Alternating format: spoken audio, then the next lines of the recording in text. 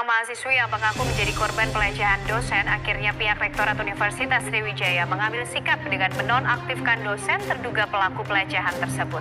Sang dosen dicopot dari jabatannya sebagai kepala jurusan di salah satu fakultas.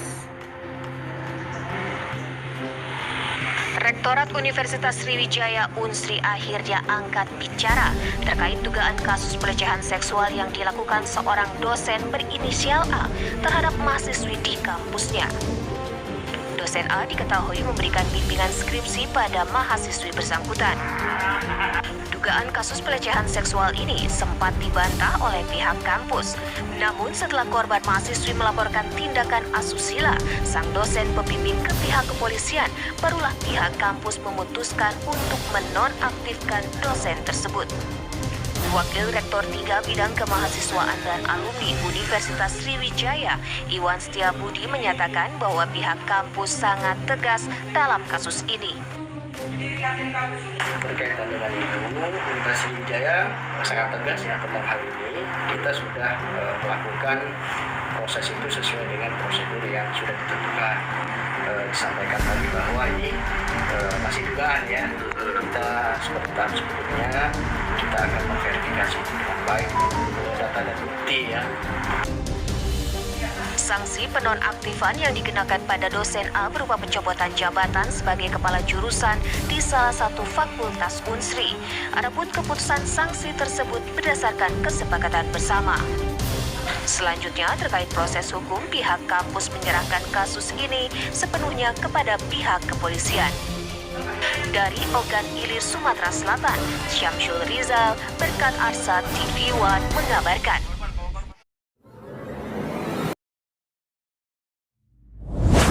Kronologi.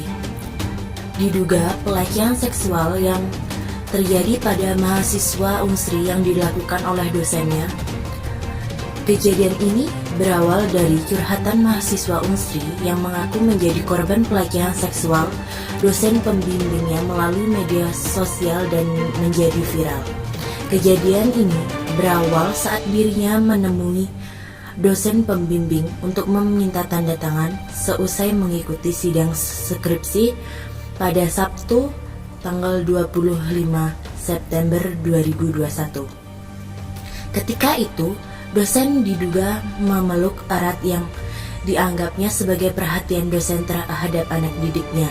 Dia membiarkan pelukan itu tanpa curiga. Pelecehan seksual diduga terjadi setelahnya. Seusai membereskan berkas yang ditandatangani, dia kembali mendapat perlakuan kasar dari dosennya itu. Dia berusaha menghindari namun tak mampu melawan kuatnya tubuh dosen. Seusai melampiaskan nafsunya, dosen itu menyampaikan permintaan maaf dan memintanya merahasiakan kejadian tersebut. Mahasiswa itu pun keluar ruangan dan pulang ke indekosnya. Menanggapi postingan yang viral ini, Menteri Pemberdayaan Perempuan Badan Eksekutif Mahasiswa atau BEM di Unsri, Palembang, Ifeh, mengaku tengah berupaya melakukan konfirmasi terhadap rektorat perihal informasi itu.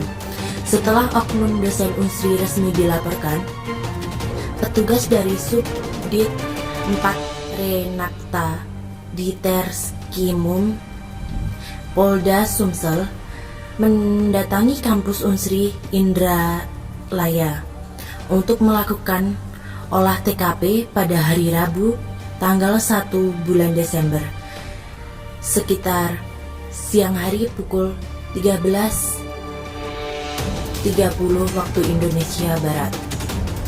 Petugas dari Polda Sumsel didampingi oleh Satreskrim Polres Ogan Ilir, pihak Unsri dan korban DR sendiri. Menurut kepolisian, sebelum mendapatkan bukti yang valid, semua informasi yang beredar itu masih dugaan. Baiklah, saya akan menyampaikan kesimpulan dari hasil diskusi kelompok kami. Dari kronologi di atas dapat saya simpulkan, kasus pelecehan yang dilakukan oleh dosen kepada mahasiswi tersebut sifatnya masih dugaan. Setelah dilakukan oleh TKP pun pihak kepolisian belum mendapatkan bukti-bukti yang valid karena pihak kepolisian memerlukan data dan bukti termasuk siapa yang memviralkannya.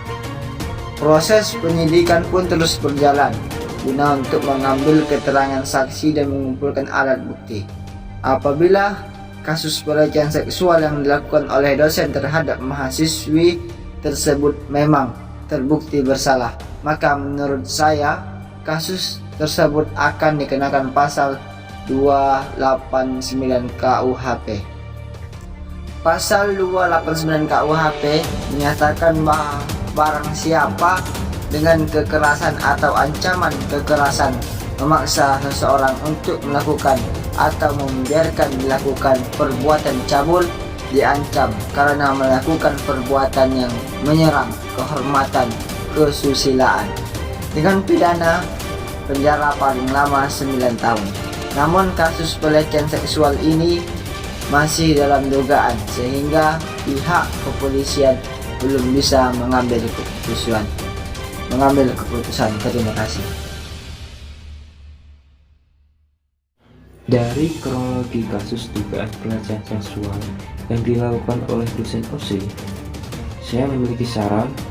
Menurut saya, bagusnya pihak kampus, khususnya ruang-ruang tertentu yang dapat menimbulkan pelecehan seksual, dipasang CCTV agar mahasiswa atau mahasiswi yang akan konsultasi bimbingan skripsi maupun mengenai mata kuliah termonitor langsung dari ruangan pengamanan, sehingga para oknum dosen yang berbuat kurang baik terhadap mahasiswinya tidak dapat mengelak atau menyangkal dari perbuatannya.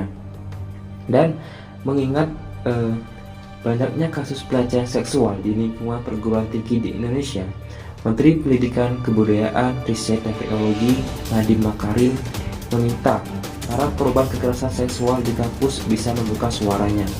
Dan dengan adanya Permendikbud nomor 30 tahun 2021 tentang pencegahan dan penanganan kekerasan seksual di lingkungan perguruan tinggi, maka korban kekerasan seksual bisa terjamin dan mendapatkan dukungan dari pemerintah.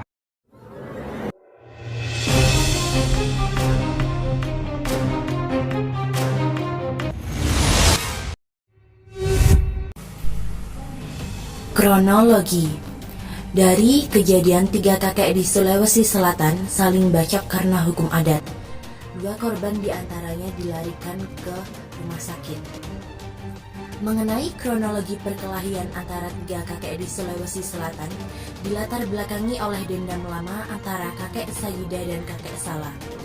Dendam kakek Saida kepada kakek Salah disebabkan karena penganiayaan yang dilakukan oleh kakek Salah pada kakek Saida pada tahun 2017 lalu, yang membuat kakek Saida mengalami luka robek pada kepala, punggung, serta 2 jari tangannya putus. Akibat dari kejadian tersebut, kakek Salah dikenakan hukuman adat oleh masyarakat setempat, yaitu kakek Salah harus meninggalkan kampung halamannya dan tak bisa kembali lagi.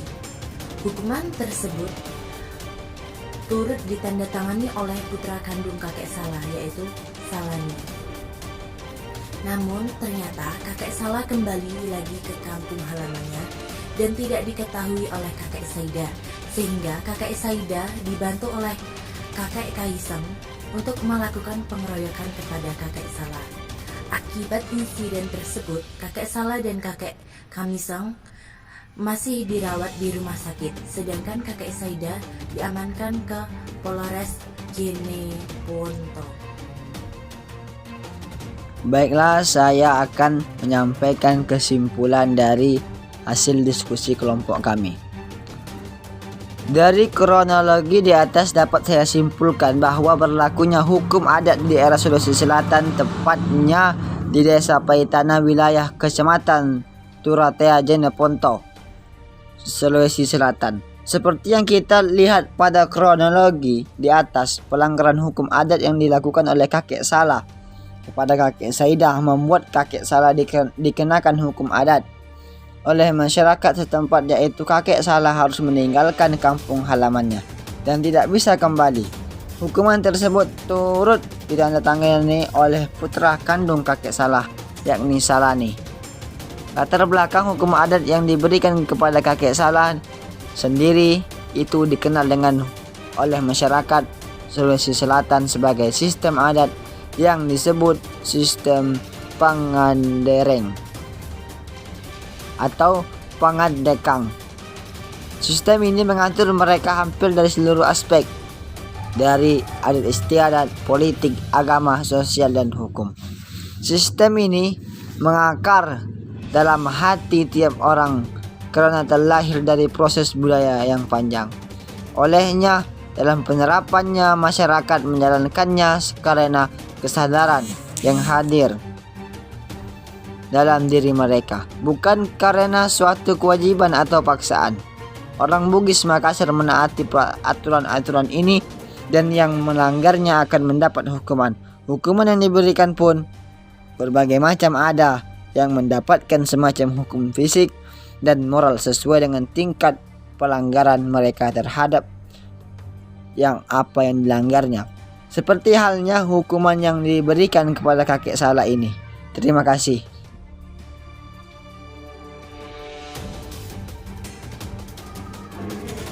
Dari kronologi di atas, saran kami sebagai mahasiswa dari kejadian tersebut, seharusnya masyarakat asli daerah Sulawesi Selatan lebih mematuhi hukum adat yang sudah ada. Melihat Sulawesi Selatan adalah suatu daerah yang kental akan hukum adat. Seperti halnya kronologi di atas, penganiayaan yang dilakukan oleh kakek Salah kepada kakek Saida membuat kakek Salah dikenakan hukum adat oleh masyarakat setempat, sehingga kakek Saida mempunyai dendam kepada kakek Salah. Dan kita ketahui bahwa menyimpan dendam bukan hal yang baik, dan bila dipendam dalam jangka waktu yang lama, maka kemungkinan besar hanya merugikan diri sendiri maupun orang lain. Terima kasih.